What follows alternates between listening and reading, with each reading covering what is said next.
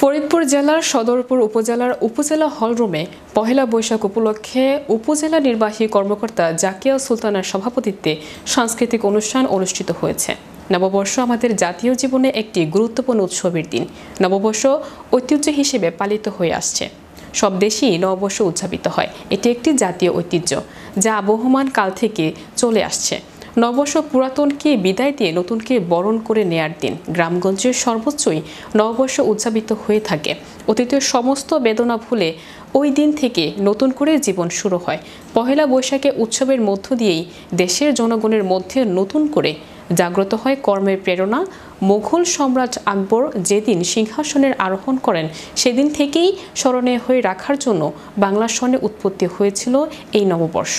ব্যবসায়ে নতুন হালখাতা শুরু করে নববর্ষের প্রথম দিন থেকেই এদিন থেকে শুরু হয় নানা মেলা ও উৎসবের আনন্দ। নববর্ষের উৎসবগুলোর মধ্যে হালখাতা, বৈশাখী মেলা ইত্যাদি হয়ে থাকে। পহেলা বৈশাখ থেকে ছোট বড় অনেক মেলা শুরু হয়। স্থানীয় লোকরাই গ্রামে এই মেলার আয়োজন করে থাকে। সাধারণত মেলা এক সপ্তাহ স্থায়ী হয়। জনসাধারণের আনন্দ দানের উপযোগী করে গড়ে তোলা হয় নাচ গান, নাগরদোলা প্রভৃতি। এই মেলার আনন্দ ও ঐতিহ্য উদযাপিত হয়। গ্রামগঞ্জে নতুন প্রাণে সাড়া জাগে। নববর্ষ আমাদের কৃষ্টি ও সংস্কৃতির একটি ঐতিহ্য। বাংলা নববর্ষ আমাদের জাতীয় জীবনে একটি গুরুত্বপূর্ণ উৎসবের দিন। এই দিন থেকেই নতুন করে শুরু হয় আমাদের জীবন। আনন্দের ভেতর দিয়ে উদযাপিত হয় বৈশাখের প্রথম দিনটি। সর্বোচ্চ উৎসবের মধ্য দিয়ে সারা দেশে অভিজাত সংস্কৃতির রূপ ধারণ করে ওঠে। এই উপলক্ষে সদরপুর উপজেলা কর্তৃক আয়োজিত সাংস্কৃতিক অনুষ্ঠান আয়োজন করে উপজেলার বিভিন্ন স্কুলের ছাত্রছাত্রীরা ও সদরপুর শিল্পকলা একাডেমি এই সাংস্কৃতিক অনুষ্ঠানের শিক্ষার্থীরা অংশগ্রহণ করে। আনন্দ উদ্দীপনার মধ্য দিয়ে সাংস্কৃতিক অনুষ্ঠান সমাপ্ত ঘটে।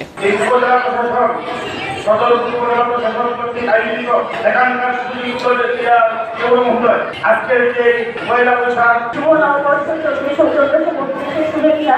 আজকের সারাদিন ব্যাপী আমাদের জাতীয় প্রোগ্রাম সকালে বৈশাখী শোভাযাত্রা হলো, তারপর এখানে আমাদের ছোট একটি আয়োজন ছিল।